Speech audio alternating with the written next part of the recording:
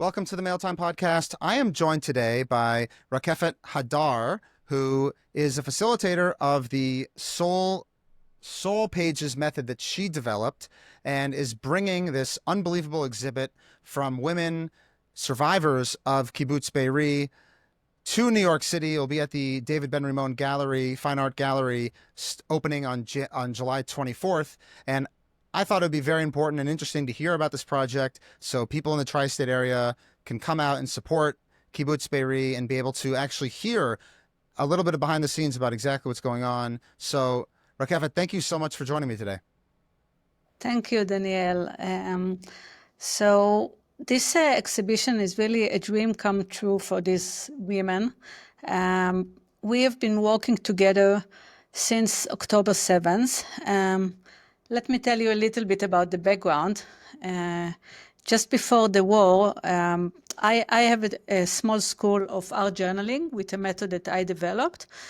And two of my students from Beeri, I think about 2 years before the war started, they started to teach my method in their kibbutz. So there were a few women there that knew that. And unfortunately, it was so sad that in October 7th, 3 ladies from the original group were murdered. So you lost 3 of your students on October 7th? Yes. Orit Svirsky, Mazi Bachar, and Mayana Ershkovitz from the kibbutz. They also lost, 2 of them lost all the houses were burned, so there was no trace of their journals. Everything was burned. So just, after the war started and we heard about that, I started going to the Dead Sea where they stayed. They stayed in the David Hotel, and I met them weekly. And we started slowly to do visual journaling. We wanted to offer that as healing, and it was amazing to see how these ladies started to gather again, and they even called their friends. And after a few months, there was like a big group of 20 new ladies that really gathered and created this amazing community of healing. So we are bringing this exhibition. We already exhibited in Israel in 2 places, in Ramat Gan and in Jerusalem Theater, and it was it was so moving to see their work. And now we are coming to New York. We are doing that because Barbara Doberstein from the community really wanted to bring us here. Shout out to Barbara. Barbara's amazing. Does a lot of amazing work that nobody even knows about. So shout out to Barbara. Yes, she's really amazing, and she's doing so much to bring us here. So we are coming next week, myself and other 6 girls from Beeri. We are bringing all their journals, and you will be able to see the actual journals that were created. It's really, I think it's a documentary of what happened, of the healing process that they took after what happened. Some of these ladies lost everything, lost people of their family. We have 2 ladies in the group that lost more than one person of their family, children, grandchildren. But they are so supportive of each other, and their work is so, it really enters your heart when you see that. With your permission, can I actually show that PDF that you showed me? Of course, yes. So I'll share that screen here just so people can get a sense of it. Just for those of us who are completely terrible at art or have no idea about things like this, what is unique about your SoulPages method? So SoulPages method is a special art journaling. For people that don't know what art journaling is, it's a way to,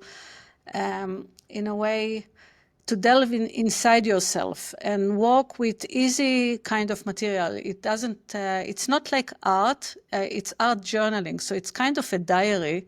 And you use all kind of simple materials like journal, collage techniques, mixed media techniques. So everything is allowed. It's really fun, but it's also very healing. You get really to experience true healing when you do that. And in my method, I develop a very simple method that is built on 7 elements, and the elements help the ladies or everybody that study that to grasp it very quickly. And after 2 or 3 lessons, they can create, they can create art. So you don't need to be an artist to do that. It's fairly simple. Wow. I want to read this accompaniment here from at 7 a.m. We were informed by Yochi Alon, and I'll read this. It says, "In this piece, I remembered the Black Sabbath. At 7 a.m., after hearing from a mother's group that there were terrorists in the kibbutz, I asked everyone to prepare and lock themselves in the shelter. I went to the kitchen to grab food. Our neighborhood was silent, but I told myself that if there really were terrorists, it would take 2 or 3 hours. Thankfully, I prepared food. In the end, we were in the shelter with the children for 30 hours. The clock Yes. in the artwork is set to 12:20 p.m., the exact time we were evacuated and taken to Netivot. 12:20 p.m. would be October 8th, not even October 7th. Can you just, for those of us who are artistically challenged, I'll put it nicely, and this is okay, what are we looking at? Yes, so this is part of a lesson, and in every lesson, as I said, we have stages. So in the beginning, we are starting with the background, and we are in every lesson, I'm giving them kind of an exercise to delve inside them and write or meditate on something. And then they choose images. So Yochi loves to work with the watches. It's really, she collects all the pictures that had the time in them, because that's really what she remembers from October 7th and 8th is the timing. So doing that, it really helped her to process the trauma and remembering the time.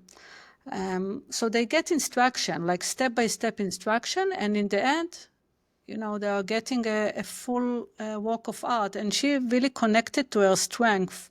Like she repeated that she felt so competent that she was able to go quickly, grab the food and drink, and that her grandchildren were able to drink and eat all these 30 hours. Imagine to be without food and drink, like most of the people were without that.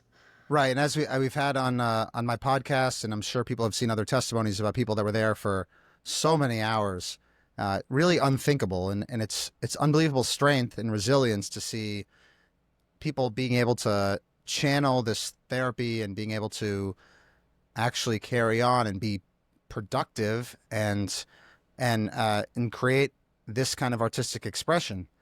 I want to go back to those that were lost. I see it. Yes. There's one here from Wait. Mazi Bahar. Yes. So Mazi was the only one. Yeah.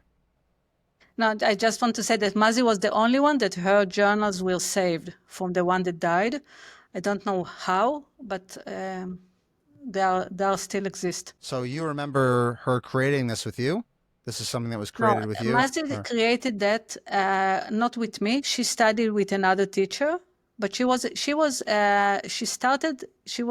student of Orit Swirsky. I told you that Orit Right. Swirsky Okay. and Anat Tavori were 2 students of mine, and they taught it in Beeri. So she studied with them and created that. Right. And what and what has that been like, meeting all these new members? Meeting all these fresh faces from Beeri after they underwent such a enormous tragedy.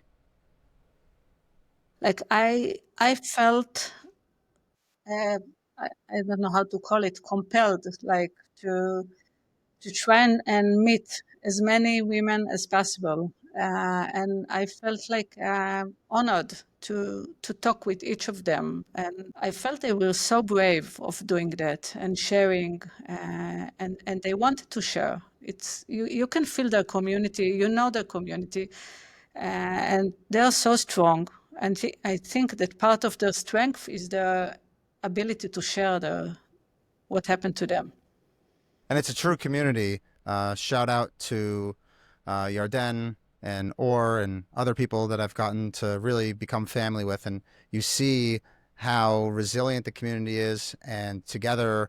And let's not forget that for well over a year, Kibbutz Be'eri was really at a standstill because there were people that were captured alive. There were bodies that are there, and it wasn't as if October 7th happened and then October 8th, 9th, 10th they figure out who fell and they move on. This is a constant trauma. This is a constant pain.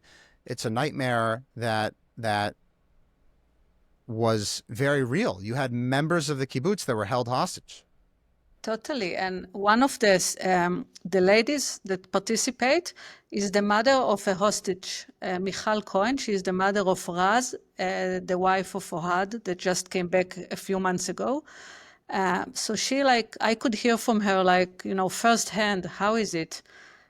Because all this year she worked with us sometimes, but most of the time she had to go to be with her daughter that came from, Right, captivity. because So she's right. And have you worked with anyone that came out of captivity, or have you seen anyone in the art space that are healing through this kind of work? I didn't have the chance. Once I met one of the ladies from Beeri. She came to the studio. Unfortunately, she didn't stay. I mean, I would love to work with them. I offered Michal to give them private lesson. I think it probably takes time. What are we looking at here in this artwork? Okay, so this is a work of Aliza Gad. Aliza, in the beginning, told me, I don't think I could ever do art. And then she started, and suddenly she's here showing how she would like to sleep. She called that this work called I think the sleeping. I don't remember now the exact pronunciation how she called it, but this is talking about how she would like to sleep, and she's Princess telling through the lens. that since October 7.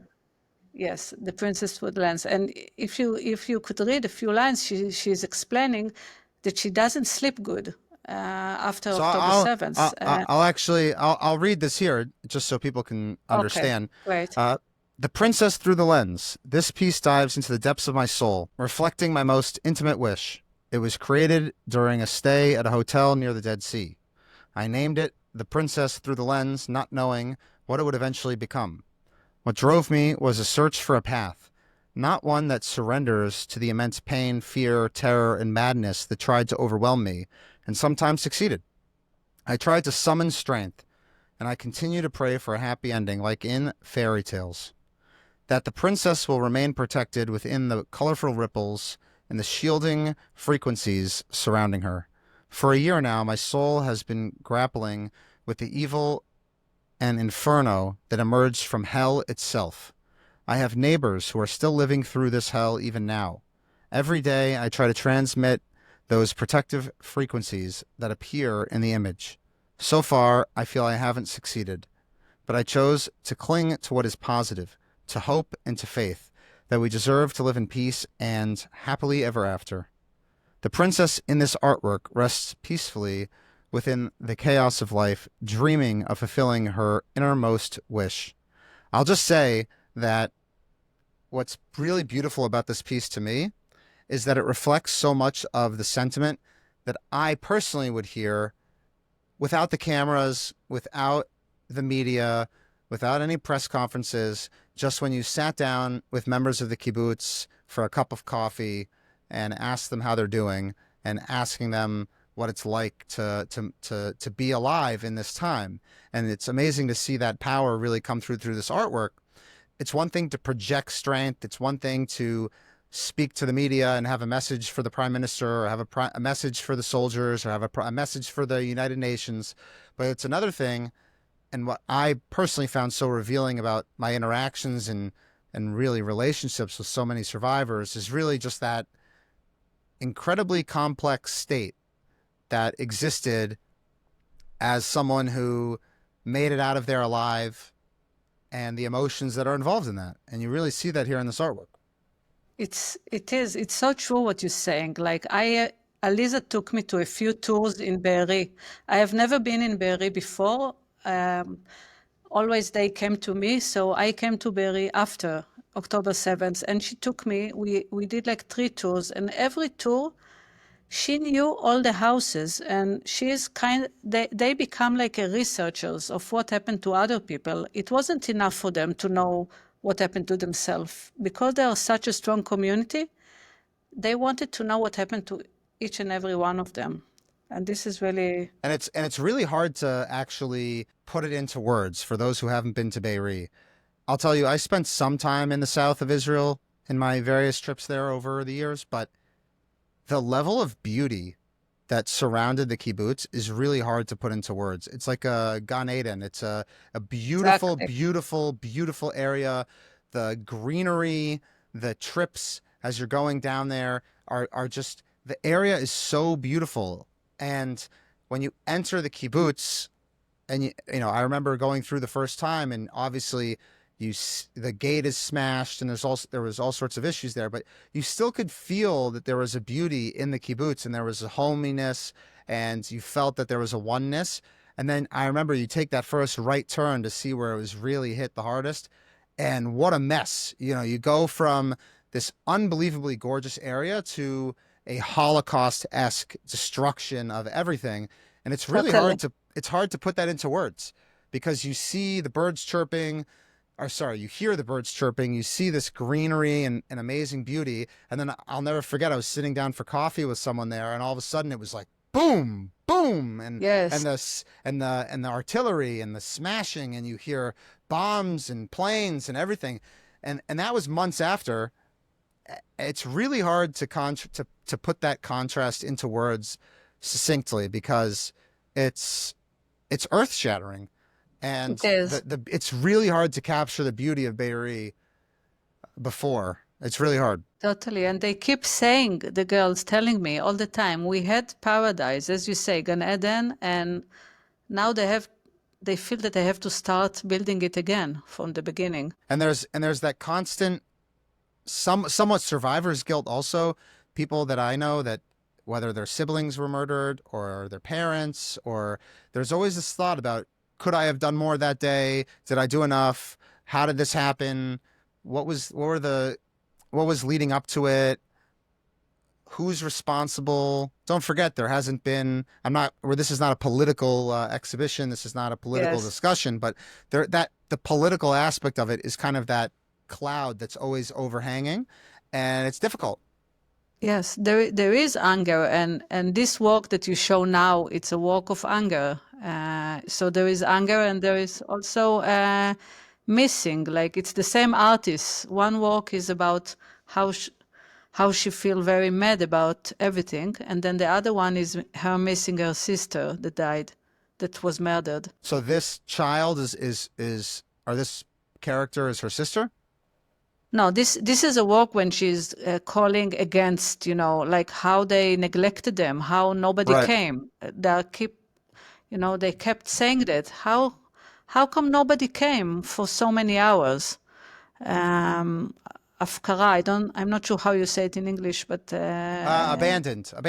yes, abandoned. And then the other one, the following work, um, it says, yes, this one, missing. And this is, she writes about how she misses her bigger sister that was murdered. So it really gives them like a platform to write or show their feelings, but in a And you gentle know what's way. funny is I did not read this paragraph in advance of our talking here. I looked at the pictures and I perused some of the paragraphs, but admittingly, one man show here I didn't read, but it's Hashgacha Pratit, Divine Providence. I'm just going to read this paragraph because it kind of reflects on what we were just discussing. Longing by Vered Gold. This work speaks of longing for the world that once was. We had a perfect world, a paradise on earth. We had friends who smiled often, a kibbutz blooming with life. There were lush gardens, green trees, and grass that covered the open spaces. Mothers, children, and babies filled the sidewalks with laughter, love, and joy. We were one big family, brothers and sisters, grandchildren. There was an older sister with red lips who always knew how to make us laugh. There was a beautiful, well-kept house. It was paradise. And today there is so much longing. Uh, Yes. it's It's again this is the beauty of your exhibit, and I cannot wait for to see it. It opens July 24th in New York City. I It really captures all of these emotions, and I'm not I'm not trying to sell war tourism to people. I'm not trying to say that you can't understand it unless you were there. This exhibit actually really opens up that emotional lens because it is very difficult to bottle that contrast. And I just from this here, these few pieces that we've discussed, it really is encapsulated in this exhibit, which is why this exhibit is so powerful because it's that dual narrative of just this absolute beauty and this sheer horror, this love of the land and this confusion about how everything was so badly mishandled, this love of their neighbor. So many people in Beeri had reached out to people on the other side of the fence, and at the same time, the reality on the other side of the fence being literally hell. So, yes. how you deal with trying to help people on the other side and then getting murdered by those very people. It's so many mixed emotions. Totally, and so many more.